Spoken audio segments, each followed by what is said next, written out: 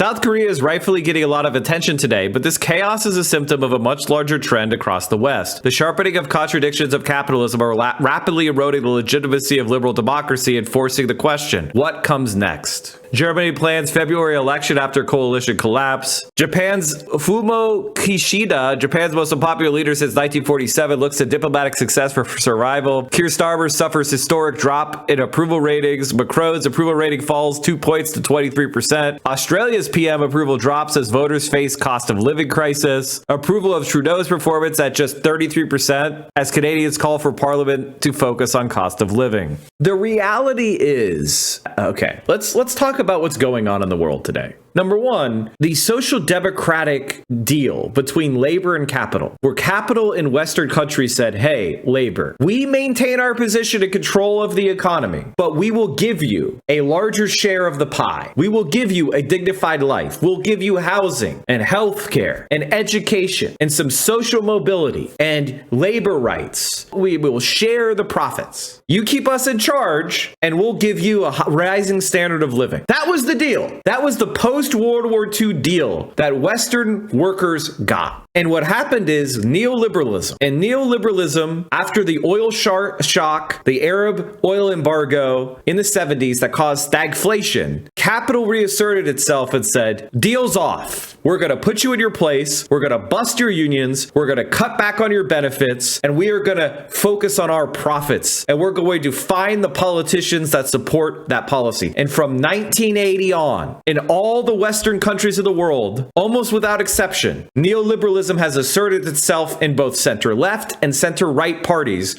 where they have privatized government enterprise, they have stripped down services, they've done cuts, they've done austerity. And with the fall of the Soviet Union in 1991, there's no longer a threat to the liberal order. They no longer thought, well, if we cut back too much, they might rise up like they did in the Soviet Union. When the Soviet Union fell, capitalists looked on the world and said, liberalism has won. It's the end of history.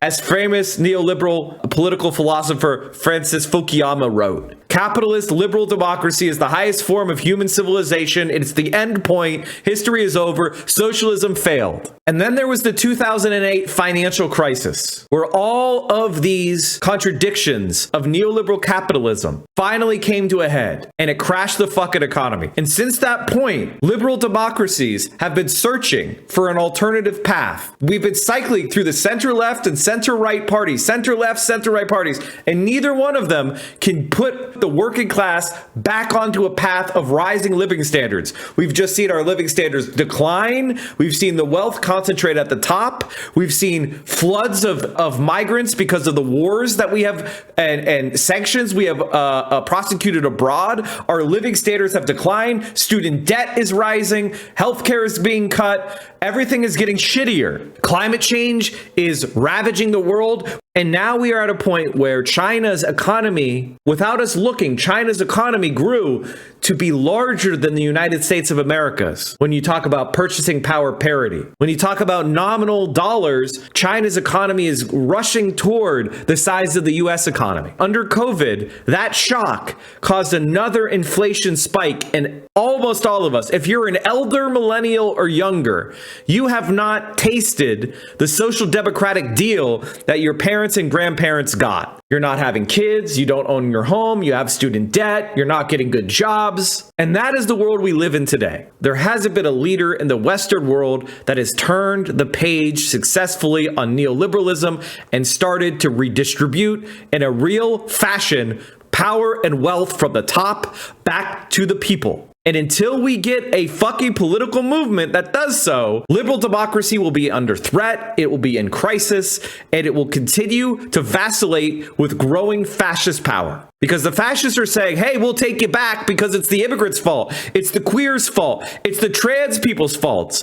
It's the woke's fault. And what you will find is when the far right takes power, you can do whatever you want to do to immigrants and queer people. That's not going to fix the problem, which is the distribution of wealth, the fact that we're not investing in raising our standard of living for regular people, all that scapegoating, you could do 20 million deportations. It's not going to build housing for the homeless. You could do 20 million deportations. That isn't going to make your healthcare affordable. That's not going to fix climate change. Nothing is going to be solved by this far right turn.